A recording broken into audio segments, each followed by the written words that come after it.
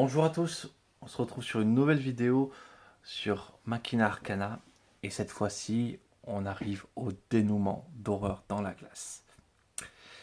Donc, le scénario est ceci. Euh, donc là il y a des rituels. Donc c'est des mecs qui, euh, qui invoquent.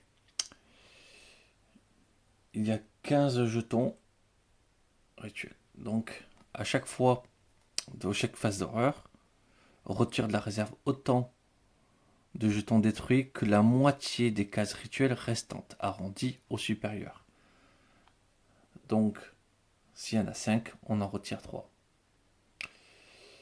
Dès qu'il n'y en a plus, on a perdu. Ça, c'est du infranchissable. Il y aura bien sûr de la génération de monstres qui sera là pour nous embêter. Ça, énormément de points de vie. Parce que ça a 5 en résistance, 6 en défense mentale. Et ils ont 3 points de vie. Ce qu'on va faire, c'est que pour pas se confondre et se perdre, voilà, on va se mettre des jetons comme ceci.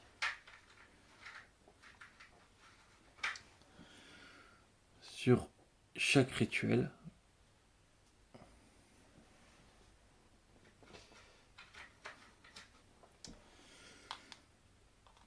Espérons que mon équipement suffise pour faire le plus mal possible. Voilà, donc maintenant, ils ont leurs 3 points de vie. Voilà.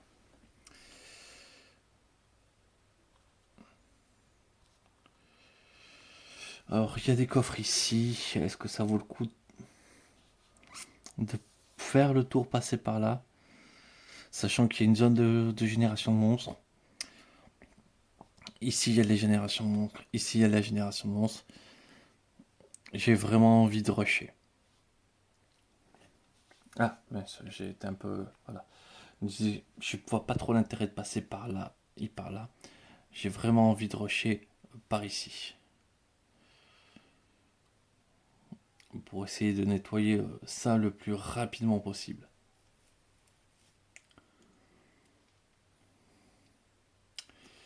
Ok. On va voir ça. Donc, refaisons un petit tour rapide des personnages. Hop. Donc, vous pouvez vous déplacer à travers les obstacles.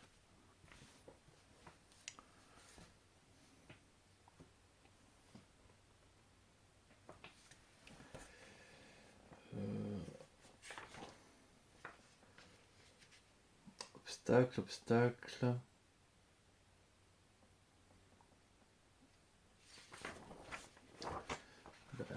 Si le mur est un obstacle, c'est vraiment génial. Mais je pense pas. Ça doit être du infranchissable, un truc comme ça. Revérifions. Ligne de vue, adjacent, gentiment. Les événements. Le chapitre.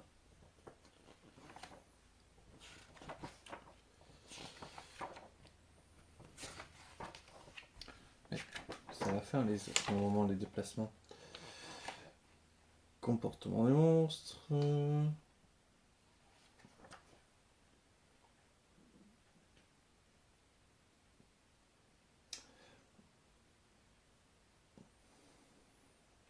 Un obstacle est une unité, une case action, une case détruite ou un barré d'explosifs. En fait, les cases action, en fait, sont des obstacles. Ok, je les gérais pas comme ça. Je voyais pas en quoi un parchemin m'empêchait de marcher dessus, mais d'accord. Ça, ça bloque pas les lignes de vue. En fait, faut...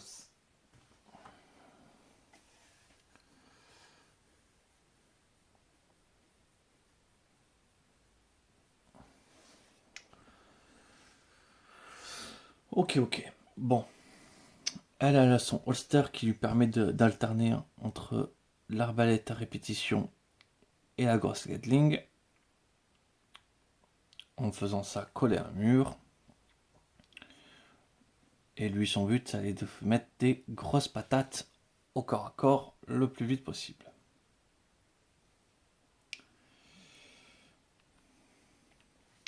Sachant qu'à chaque fois qu'il subit une touche, il va être éthéré. Donc ça, c'est pas mal. S'il prend la max, ça permet d'éviter de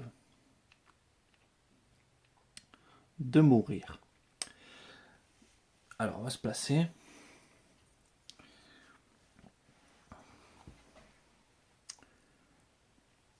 Mitraille tire à 3 distances.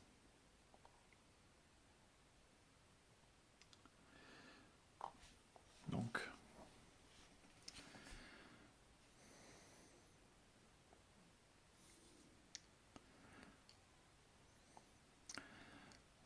ici,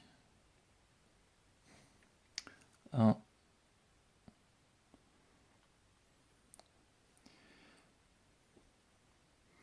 Eux, ils sont accessibles au corps à corps rapidement. Mackenzie est celle qui peut tirer le plus loin. Donc elle ira chercher vraiment les créatures le plus loin possible.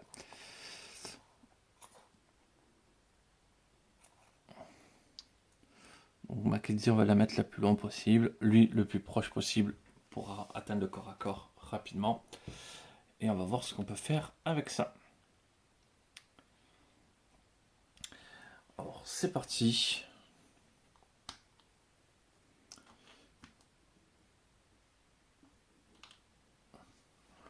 On va commencer donc par rank. 1, 2, 3, 4. Prodèche attaque à distance, mais ça n'intéresse pas.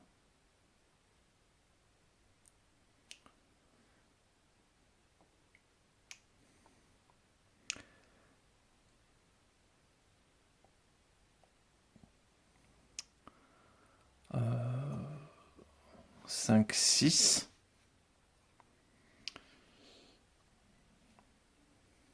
1, 2, 3, 4. La Gatling. Alors on reprend. 1, 2, 3, 4, 5, 6. Elle se met déjà en position. Et ici, 1, 2, 3, 4, 5, 6. Tout le monde est en place. Phase de génération des monstres. Donc c'est 6 et 4 pour l'horreur.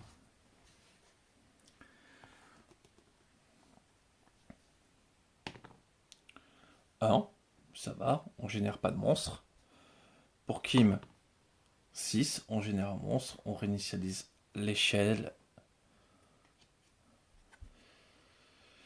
Et nous avons U-Bot. Quand il arrive, il se déplace de cases. Ce monstre subit une touche, il se déplace de 2 cases vers la case de génération la plus proche. Ouais, donc il tape, il fuit. Il est où notre petit ami? Il est ici. Donc il va se générer ici et il avance déjà de 2 cases. Et une génération pour Mackenzie. 9, bien sûr, on génère. L'araignée.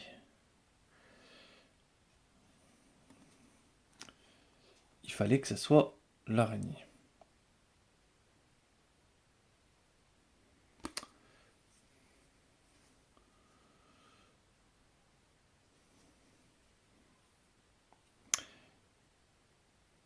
Il prend un objet de l'explorateur le plus proche. Il prend pas un objet équipé.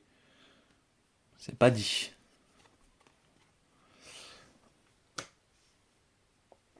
On a la chance déjà de générer quand même des monstres niveau 1. Par contre, on est déjà au contact, donc on va déjà prendre la max. Phase d'horreur.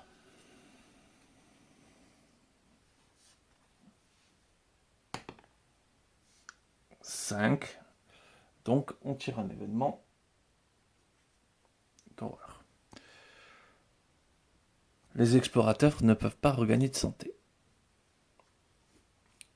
Du sang dans l'air. Oui, il y en a. Très bien. Action des monstres. Il a 5, il se déplace. 1, 2. Et il lui reste de quoi faire une attaque au corps à corps. Un blanc, un noir.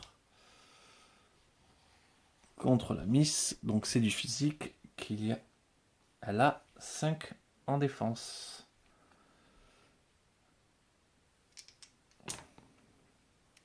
Il fait 4. C'est raté. Très bien. L'araignée, par contre, c'est 3 noirs,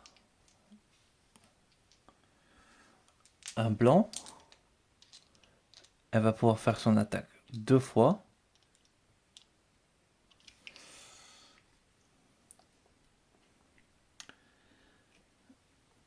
Elle peut faire son attaque contre tout le monde. Donc elle va d'abord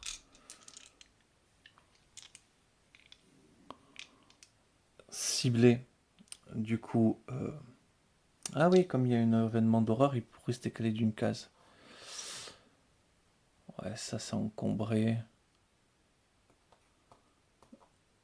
Hop, voilà. On va se décaler d'une case. Du coup, elle fait beaucoup trop. 5. Il a 5. C'est touché.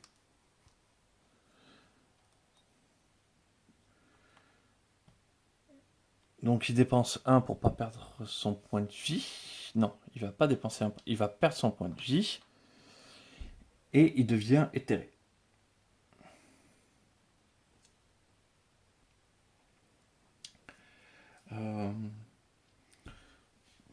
Donc elle va attaquer Mackenzie.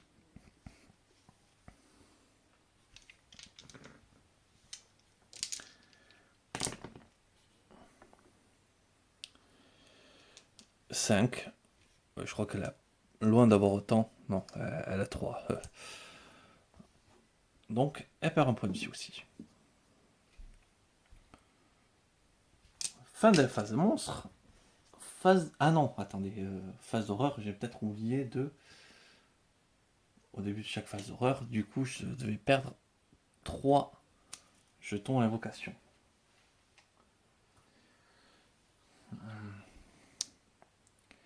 À elle. Alors là, ça va être intéressant. Pour une action, on équipe une arme à distance.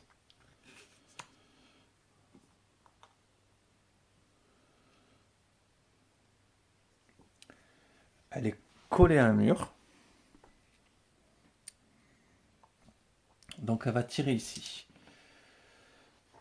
Donc pour une action, elle tire un noir et 2 blancs. Et sachant que la défense à percer, c'est 5. Et elle a un +1 sur ses touches parce qu'elle est collée à un mur. 5. Toucher. Elle fait perdre un point de vie. Donc...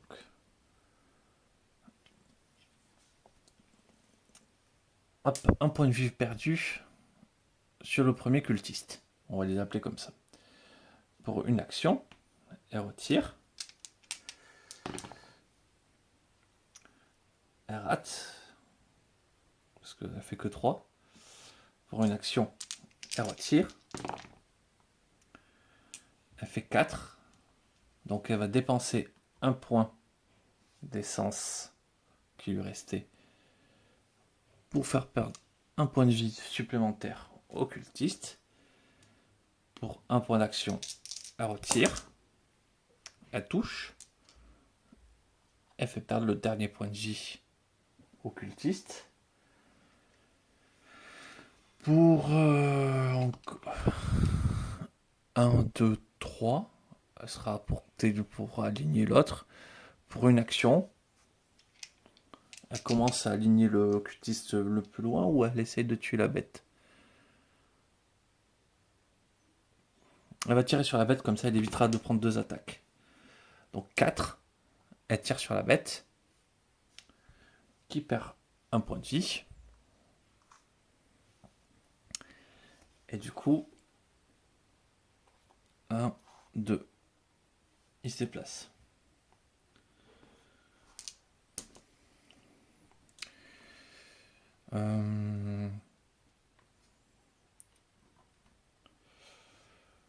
Quand on a une mitrailleuse, tout se passe mieux.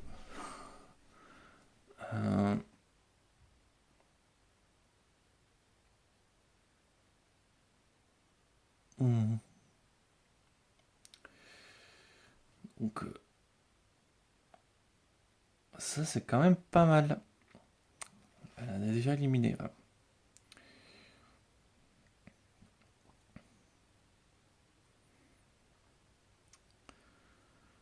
Elle attaque à une distance de 2.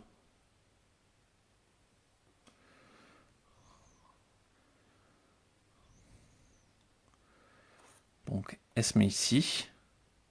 Non. Si elle est ici, elle se met que là.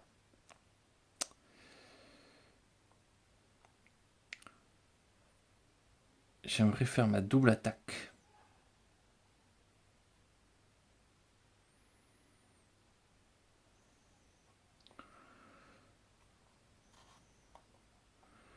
Tant pis, elle va se mettre ici.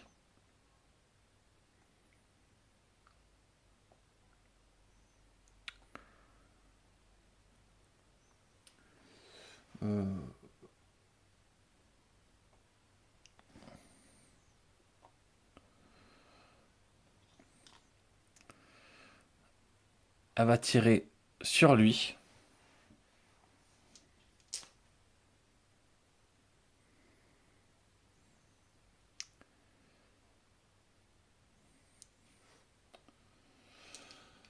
Elle va tirer sur lui.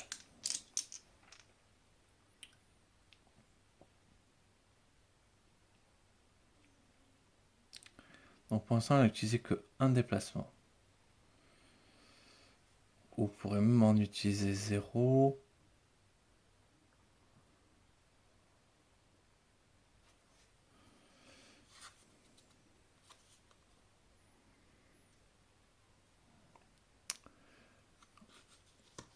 Elle en utilise 1.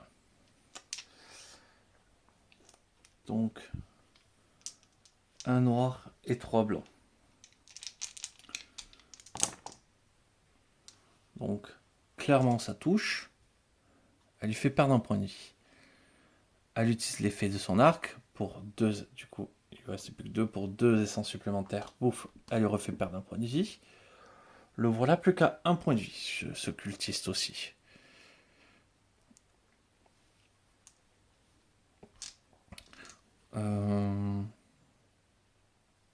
Donc elle a fait ses actions.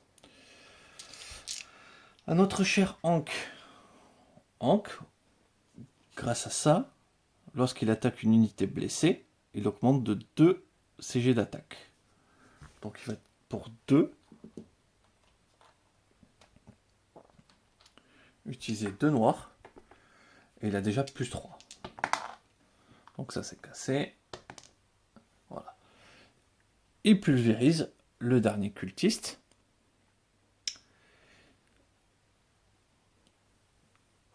Un, 2. Donc il se déplace de 2. Il va donner un coup de masse. Sachant que là maintenant il n'a plus que plus 1. 3, c'est raté. Et même s'il dépensait une essence, ça serait toujours raté. Mais c'est pas mal. Parce que là, on ne perd plus que 2. Alors, génération de monstres. 1, on génère pas de monstres. 3, on génère pas de monstres. Et ça, dans les premières parties, je les ai pas eu. 3, on génère toujours pas de monstres. Phase d'horreur. Alors, phase d'horreur. Même une phase d'horreur, on l'a pas. Que demande le peuple? Donc, le monstre se déplace 1, 2. Il lui reste 3, assez pour faire une attaque. Et il attaque à un blanc, à noir. Raté. L'araignée, assez pour faire 2 phases d'attaque sur Mackenzie. Et elle laissé 3 noirs. Ouais, je vérifie. Ouais, 3 noirs, un blanc. Donc, réussi. On n'en doutait pas. On va cramer une essence. Donc, juste au cas où. Et réussi, on n'en doutait pas. On perd un point de vie. Oh, mais... Aïe. Allez. Proche du dénouement final. On s'est pris des attaques à la gueule, on est droit de jouer.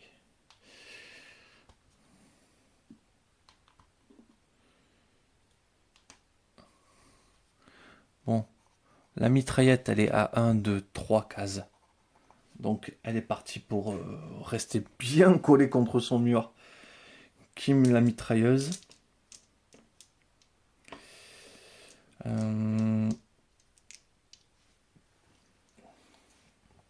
Ouais, l'arme niveau 3, la mitrailleuse. Elle met très très très bien avec un holster. En fait, elle a une mitraillette dans un holster. Mais bon, on en reparlera plus tard.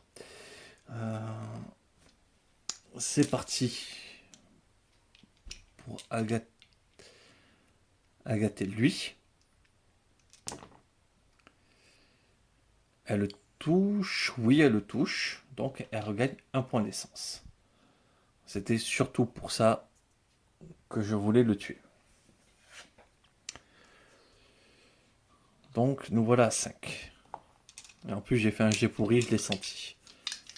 Donc, toujours 3 distances. 1, 2, 3. C'est bien ça. 6. Ça perd un point de vie. Ah non, attendez, j'ai oublié de perdre ça à ma phase d'horreur. Hein. Donc, il me reste plus que 10 jetons. Attendez. 3. Donc, j'en ai un demi, 2. Ok. Donc, on va dépenser à 4. 1, 2. Donc, j'ai fait 1, 2, troisième action. J'ai fait 3. 2 essences, ça serait pas suffisant. Donc, hop, on retire. 3, 4. Je dépense une essence pour lui faire perdre un point de vie. 5, c'est suffisant pour lui faire perdre le dernier point de vie. Et pour une action qui me reste, elle se rééquipe de l'arbalète à répétition.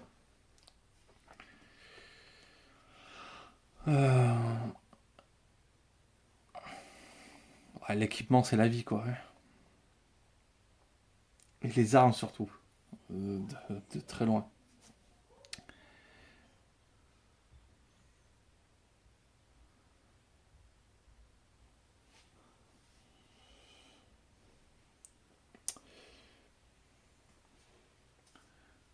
Alors, Hank, pour 2. Donc, il lui reste plus que 4. Il va tirer 2 nez noirs. Il a un plus 1. Donc, ça fait 3. C'est pas suffisant.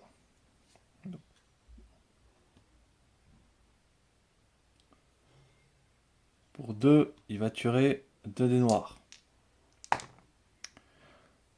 3 et en 4. Il dépense sa dernière essence. Donc il lui restait une, il n'en a plus. Il perd un point de vie.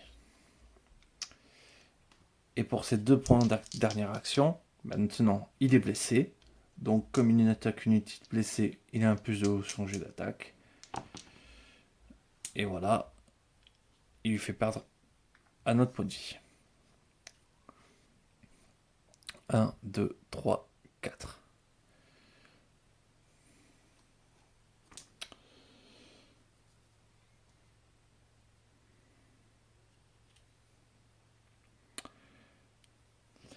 Du coup,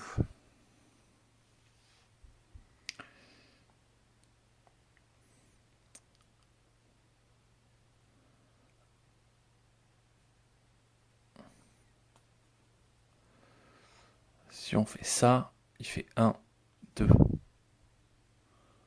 de distance.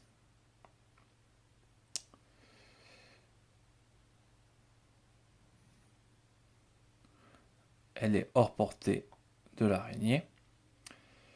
Donc,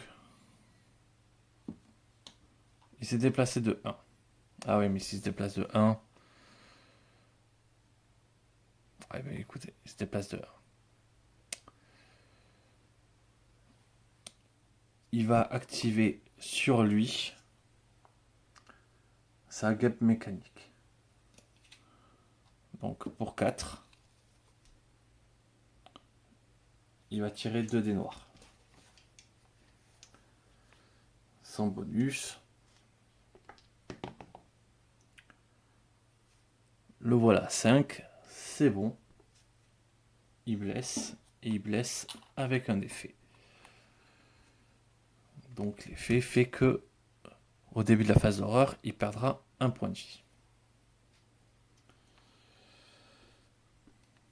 Du coup,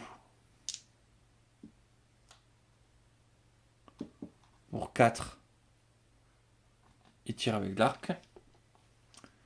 Un noir, 3 blancs. Largement bon. Il blesse.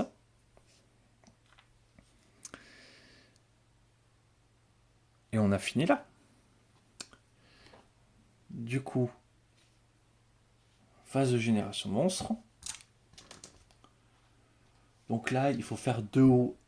Là, il faut faire 2 ou 1 pour éviter la génération monstre. Autant dire que c'est pas gagné.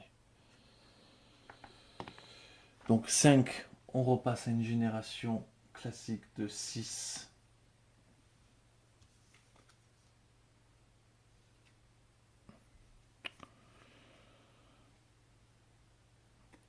Un monstre du niveau. Maigre bête de la nuit. Ça fait des attaques magiques. Le plus proche de Honk, ok. Ça a qu'un point de vie. Avant que ce monstre attaque ou après que ce monstre ait attaqué, il se téléporte avec le défenseur dans la case génération le plus proche. Ah ouais, ok. C'est rigolo. Il embarque le mec. Donc, ok, bon, il va falloir que je le trouve. Donc il va se générer, c'est sûr, ici. Alors,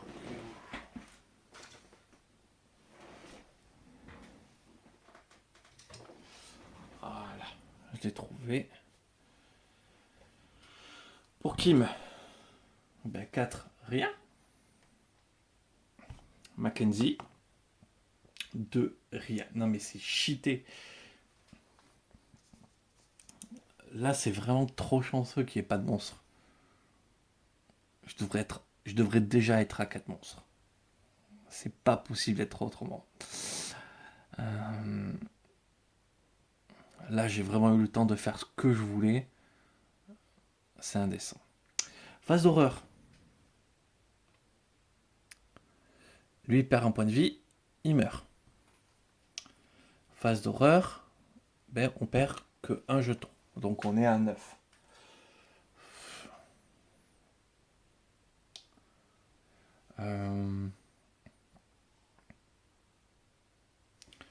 tire le dé de la phase d'horreur, on a un événement d'horreur. Lorsqu'un un explorateur ferme une porte, invoquer un événement d'horreur, c'est plutôt gentil comme effet. Donc ça veut dire qu'en soi, il n'y a pas d'événement d'horreur là. Donc lui se déplace. 1, 2, 3, 4. Et du coup, c'est un élément bloquant peut-être ça. Ouais, 4, 5. Il est venu au corps à corps. Ouais, moi je dis on a une ligne de vue. 1, 2. Elle attaque 2 fois Kim. Elle peut encaisser. Donc touché. Et 3. Elle a perdu qu'un point de vie. Franchement, ça va. Bon, début du tour. 2D plus 3. Il est mort.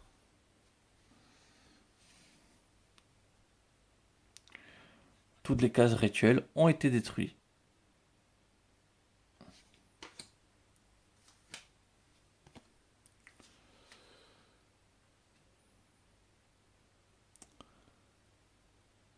Magnifique illustration. Hop. Le silence.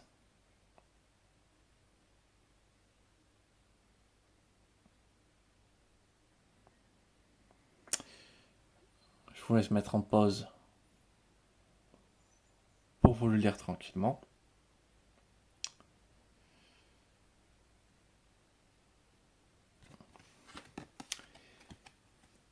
Et fin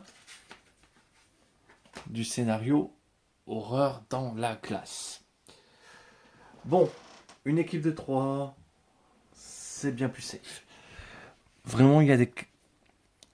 Pas oublier que la case génération fait passer au chapitre suivant, plutôt que des fois essayer d'aller batailler, d'aller la chercher alors qu'elle était impossible. Je me souviens que cette carte, elle m'a fait vraiment rendre fou. C'était laquelle? Pas celle-là. Ça, j'ai bien aimé. Ça aussi, j'ai bien aimé. Alors, c'était où? Ça, je l'ai pas eu. Ça, je l'ai pas eu. Voilà. Celle-ci. Qui m'a fait péter un câble. En voulant aller absolument là. Alors que, en faisant...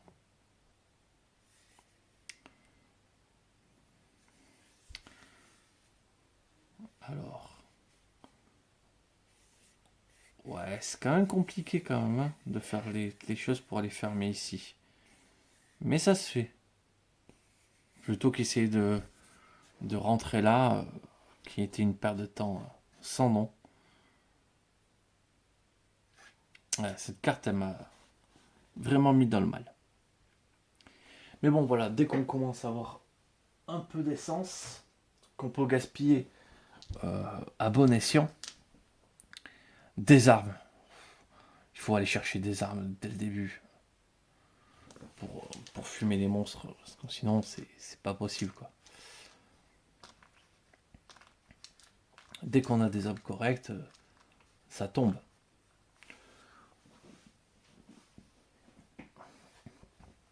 En tout cas, j'ai bien aimé.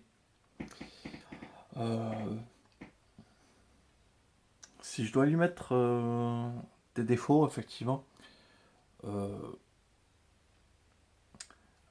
ils préviennent pas, psychologiquement que qu'on peut se prendre des rouillés parce qu'on a l'impression que on joue un tactical.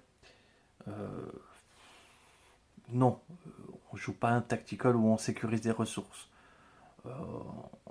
C'est vraiment une course contre la montre. Et dans quelques rares occasions, on a droit à un temps de répit. Mais c'était un répit de chance en fait, hein, parce que j'avais toute la préparation nécessaire pour me donner une tuile de répit. Ce qui m'a donné d'ailleurs, je pense, la victoire avec clairement cette mitraillette, avec le holster, combo de fou. Donc oui, je pense qu'il peut avoir des combos assez incroyables dans les objets. Je pense que je vais m'amuser peut-être à les regarder pour savoir un petit peu quoi chercher. Euh, S'il y a une erreur à pas faire, peut-être. On me l'a dit dans les commentaires, mais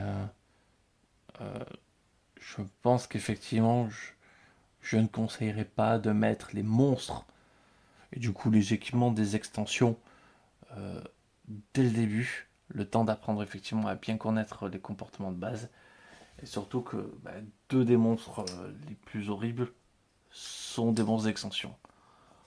Lui, qui m'a one-shot un perso où je ne pouvais rien faire dedans. L'ostre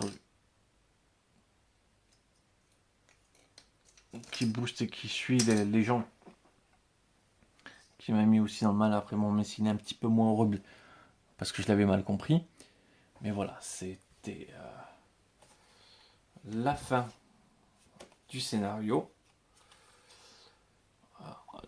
Même si les textes, je vous les lis pas parce que ma dyslexie avec la fatigue que j'ai en ce moment, autant dire que j'y arrive à rien. Mais alors, les illustrations, elles sont carrément dingues. Elles me font vraiment plaisir. Voilà. Machina Arcana, premier scénario fait. Je sais pas s'il y a vraiment un ordre de scénario euh, indiqué.